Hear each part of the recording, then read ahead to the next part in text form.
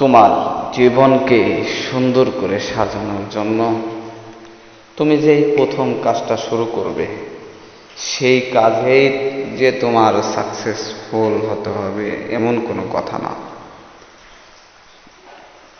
তুমি জীবনে চলার পথে তোমার অনেক বাধা বিপত্তি, অনেক ঝামেলা আসবেই।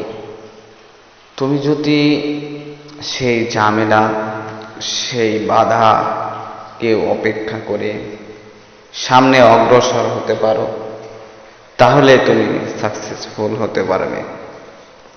এবং প্রত্যেকটা মানুষের জীবনেই কিছু না কিছু ভুল থেকেই যায়।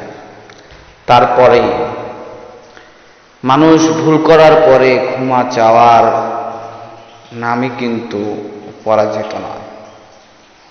যে মানুষ ভুল করার পরে ক্ষমা চায় সে কিন্তু পরাজিত হয় না, সে কিন্তু মানুষের কাছে ছোট হয় না।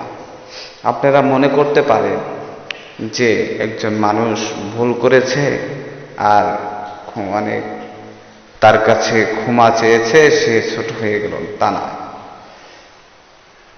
আমার দৃষ্টিকোণ থেকে আমার মনে হয় যে লোকটা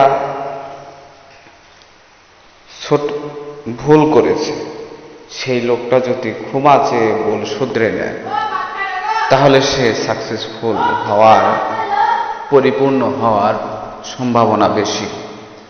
আর যদি সে ভুল করার পরেও সে ভুল স্বীকার না করে,